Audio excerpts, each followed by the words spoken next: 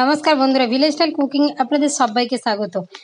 এখন তো আমের সিজন আর আচারেরও সিজন, তাই আমি চলে এসেছি আজকে আচারের একটা রেসিপি নিয়ে।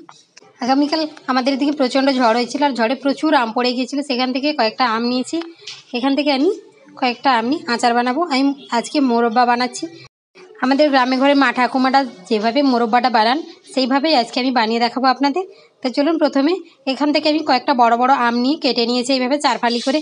আর আমটাকে খোসা কিন্তু একদম ডিপ করে ছাড়াতে হবে, একটু সবুজ ভাব থাকা যাবে না, তাহলে আচারটা ভালো হবে না।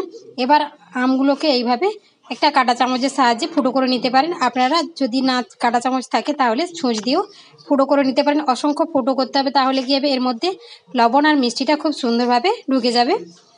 এভাবে করে আমি সব আমগুলোকে ফুটো করে নিচ্ছি। এবার আমটাকে আমি ফুটো করে নেওয়ার পর একটু ধুয়ে নিয়েছি। তারপর আমি পান খাওয়ার যে চুনটা হয় সেই চুনটা আমি দিয়ে দিলাম একটু। চুনটা দিলে কি হবে, আমের মধ্যে যে টক ভাবটা থাকে, বেশি টক ভাব থাকলে চুনটা দিয়ে যদি 1 থেকে 2 ঘন্টা ভিজিয়ে রাখা যায় তাহলে সেই টক ভাবটা কেটে যায়, অনেকটাই কেটে যায়। চুনটা দিয়ে 2 ঘন্টা আমি ভিজিয়ে রেখেছিলাম। তারপরে এটাকে ভালো করে ধুয়ে নিয়েছি। ধুয়ে নেওয়ার পর এটাকে আমি ভালো করে জল ঝাড়িয়ে নেব। আপনারা চাইলে এটাকে ভালো করে শুকনো করে মুছিয়ে নিতে পারেন কাপড় দিয়ে। আমি এটাকে 1 ঘন্টার জন্য রোদ্রে রেখে দেবো। রোদ্রে রেখে দিলে কী হবে, খুব সুন্দরভাবে এর গায়ের জলটাও শুকিয়ে যাবে। আর এদিকে দেখুন, মাঠে ট্রাক্টর দিয়ে লাঙল হচ্ছে, এটা মাছ চাষ করা হবে। সেই জন্য প্রচণ্ড পরিমাণ ধান পড়েছিল, সেটা বৃষ্টি হওয়াতে ধান গাছগুলো বেরিয়ে গেছে, সেই জন্য ট্রাক্টর দিয়ে লাঙল করা হচ্ছে। আমি এখানে 750 জল নিয়েছি কড়াইয়ের মধ্যে। আমটা নিয়েছি আমি 1100। মাপটা কিন্তু পুরোপুরি ঠিকঠাক নিতে হবে। আর এখানে আমি চিনি দিয়েছি 900 গ্রাম। আমটা আমার একটু মিষ্টি মিষ্টি আছে, খুব বেশি যদি টক থাকে তাহলে 1 কিলো আমে 1 কিলো চিনি দিতে হবে। আর তখন জলটাও দিতে হবে 750 গ্রাম। চিনিটা যখন ফুটতে শুরু করবে, চিনির থেকে এক্সট্রা ময়লাটা কিন্তু উপরে ভেসে উঠবে, সেটাকে এইভাবে খুন্তির সাহায্যে ফেলে দিতে হবে, না হলে কিন্তু আচারটা কালো লাগবে দেখতে, আর বেশি দিন থাকবে না, নষ্ট হয়ে যাবে। আর আমি যেভাবে আচারটা বানাচ্ছি এইভাবে যদি আচারটা আপনারা বানান তাহলে কিন্তু ভিনেগার ছাড়াই কিন্তু 2 থেকে 3 বছর খুব ভালো থাকবে, একটু নষ্ট হবে না। আমি ছোটোবেলায় দেখেছি আমার মা বা ঠাকুমা এরকমই আচার বানাতেন। এবার আমি একটু হলুদ দিয়ে দিচ্ছি। হলুদটা দিয়ে ভালো করে একটু ফুটিয়ে নিচ্ছি। হলুদের একটা কাঁচা গন্ধ থাকে, সেটা চলে যাবে একটু ফুটিয়ে নিলে।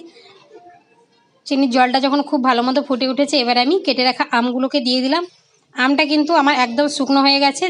1 ঘন্টা আমি রোদে রেখেছিলাম, সেই জন্য আমটা খুব সুন্দরভাবে শুকনো হয়ে গেছে। আর আমটা দিয়ে কিন্তু খুব ঘন ঘন নাড়া যাবে না, তাহলে আমটা গলে যেতে পারে খুন্তির আঘাতে।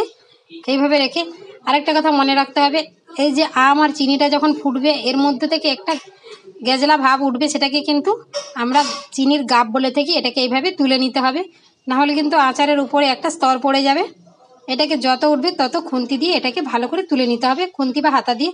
আর এটা কিন্তু ফেলে দেবেন না, এটা দিয়ে চাটনি করে খাওয়া যাবে খুব সুন্দরভাবে। এটা যত তুলে ফেলবেন তত কিন্তু আচারটা পরিষ্কার হবে। এই আচারটাকে কিন্তু আমি একদিনে বানাবো না, এটাকে আমি 2 দিন ধরে বানাবো। দেখুন, অনেকটাই আমটা কিন্তু পরিষ্কার হয়ে গেছে। এবার এটাকে নিভু আঁচে বসিয়ে রেখে দেবো যতক্ষণ না উনুনের আঁচটা কমে যাচ্ছে। এইভাবেই কিন্তু বসিয়ে থাকবে আমার সারা রাত্রি। পরের দিন সকালে আবারও উনুনে বসিয়ে দিয়েছি। আঁচটাকে কিন্তু একদমই কম রাখতে হবে। এখানে কিন্তু আঁচটা খুব বেশি দিয়ে আচারটা বানানো যাবে না, তাহলে খুব তাড়াতাড়ি আমটা গলে যাবে। আমি কিন্তু কালকে লবণটা দিয়ে রেখেছিলাম, সেটা কিন্তু দেখানো হয়নি। আজকে একটু দেখলাম লবণটা কম আছে, সেই জন্য আরেকটু লবণ দিয়ে দিলাম। লবণটা আপনারা বুঝে দেবেন। দেখুন কতটা কিন্তু পরিষ্কার হয়ে গেছে আমটা। আর এইভাবে আচারটা বানালে কিন্তু অনেক দিনই ভালো থাকে, একটু ভিনেগার ব্যবহার করতে হয় না। আজকে আবার উনুনে বসার ফলে আবারও কিন্তু গাবটা উঠছে, এটাকে কিন্তু তুলে ফেলতে হবে।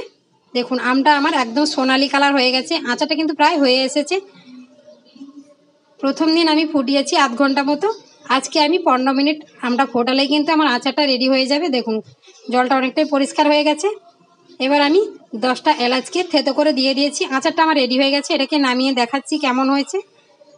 দেখুন কত সুন্দর হয়ে গেছে। আচারটা হয়েছে বুঝবেন কীভাবে, খুন্তির সাহায্যে আমি ফেলছি। দেখুন, দেখছেন একটু মোটা হয়ে গেছে, আঠা আঠা পড়ছে। এবার কিন্তু নামিয়ে রেখে দিতে হবে, এর থেকে বেশি ঘন করলে একদম শক্ত হয়ে যাবে, খেতে পারবেন না। আমার এরকম নতুন নতুন ভিডিওগুলো যদি আপনাদের ভালো লেগে থাকে তাহলে প্লিজ লাইক কমেন্ট শেয়ার করবেন। আর আমার চ্যানেলে নতুন হলে চ্যানেলটিকে অবশ্যই সাবস্ক্রাইব করবেন। দেখুন আচারটা দেখতে দারুণ লাগছে। দেখা হবে পরের ভিডিওতে।